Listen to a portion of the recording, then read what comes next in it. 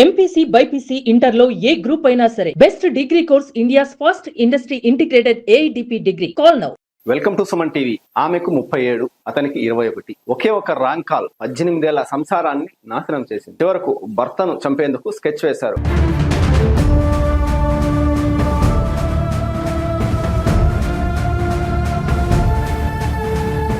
ఇద్దరు గుళ్ళో పెళ్లి చేసుకున్నారు. ఆమెకు 37 సంవత్సరాలు, అతనికి కేవలం 21 సంవత్సరాలు మాత్రమే. 18 ఏళ్ల క్రితం పెళ్లిపీటలెక్కిన బంధం, కంటికి రెప్పలా చూసుకునే భర్త, ఒక పాప ఒక బాబు ఉన్న ఓ అందమైన కుటుంబం. కానీ ఒక్కటంటే ఒకే ఒక రాంగ్ కాల్ ఆ పచ్చటి సంసారాన్ని ముక్కలు చేసింది. తన వయసులో కన్నా సగం ఉన్న కుర్రాడితో ప్రేమాయణం చేసింది. చివరకు భర్తనే చంపివేయాలన్నంత దారుణమైన ప్లాన్ వేసింది. అసలు ఈ కథ ఏంటి, ఎక్కడ జరిగిందనే విషయాలు తెలుసుకుందాం.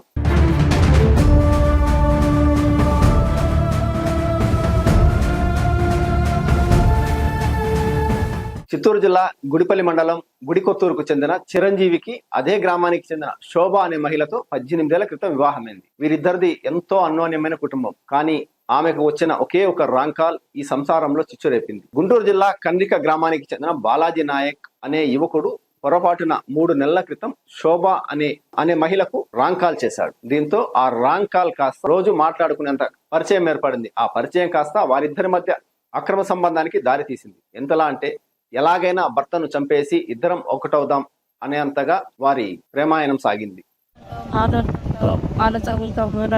చెప్పి టార్చర్ చేసేవాడు, కొట్టేవాడు, వాళ్ళ మీద జాగ్రత్తడు.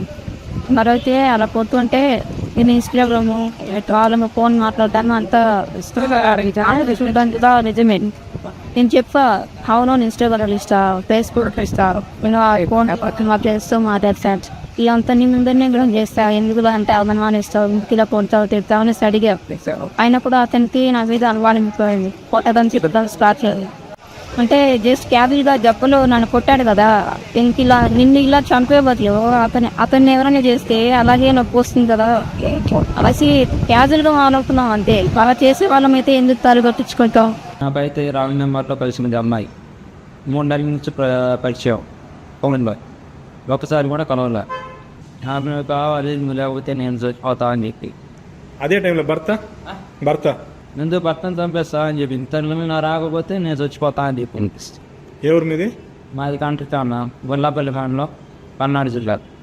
నిన్న సాయంత్రం ఇతరం కలిసి పెళ్లి చేసుకుని రహమ్మ గుడిలో, తిరుపతి రహమ్మ గుడిలో పెళ్లి చేసుకున్నాం.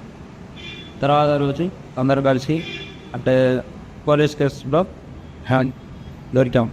అయితే సరిగ్గా నెల రోజుల క్రితం శోభ ఇంట్లో చెప్పకుండా అదృశ్యం అయిపోయింది. అయితే తన భార్య శోభ ఏమైపోయిందో అని చెప్పేసి భర్త చిరంజీవి నెల రోజుల నుండి ప్రతి ఊరూరు తిరుగుతూ బంధువుల ఇళ్లలో అంతా శోభ ఆచూకు కోసం వెతకసాగాడు.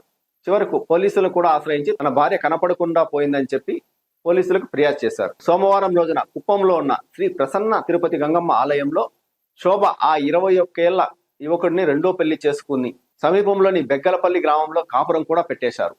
విషయం తెలుసుకున్న భర్త చిరంజీవి గ్రామ పెద్దలతో కలిసి అక్కడికి వెళ్లి వారిని పట్టుకొని దేహశుద్ధి చేసి పోలీసులకు అప్పగించారు. తాను మోసపోయానని గ్రహించిన భర్త ఈ బంధం తనకు వద్దు అంటూ విడాకులు కావాలంటూ పెద్దలను ఆశ్రయించారు. అయితే బుధవారం ఉదయం గ్రామ పెద్దలు పంచాయతీ పెట్టి శోభకు తన భర్తతో రావాలని చెప్పడంతో శోభ తనకు తన భర్త వద్దని, తరచూ తన భర్త వేధిస్తున్నాడని, అలాగే తనను కొడుతున్నాడని చెప్పి తాను ప్రేమించి రెండో పెళ్లి చేసుకున్న వ్యక్తితోనే వెళ్లిపోతానని తెగేసి చెప్పడంతో చేసేదేమీ లేక పెద్దలు పంచాయతీ ముగించారు. ఆలోచించని ప్రేక్షకులారా, 18 ఏళ్ల వివాహ బంధం కన్నా 3 నెలల క్రితమే పరిచయమైన రాంగ్ కాల్ ఎక్కువైపోయిందా? పచ్చని సంసారాన్ని, కన్న పిల్లల భవిష్యత్తును రోడ్డున పడేసి తన వయసులో కన్నా సగం ఉన్న కుర్రాడితో వెళ్లిపోవడం ఏ రకమైన క్షమించరాని నేరం. డిజిటల్ యుగంలో వస్తున్న ఇలాంటి పరిచయాలు సమాజాన్ని ఎటువైపు తీసుకెళ్తున్నాయి? మీ అభిప్రాయాన్ని కామెంట్ రూపంలో తెలియజేయండి. ఇలాంటి మరిన్ని వార్తల కోసం సుమన్ టీవీ చిత్తూరును సబ్స్క్రైబ్ చేసుకోండి, లైక్ చేయండి, షేర్ చేయండి.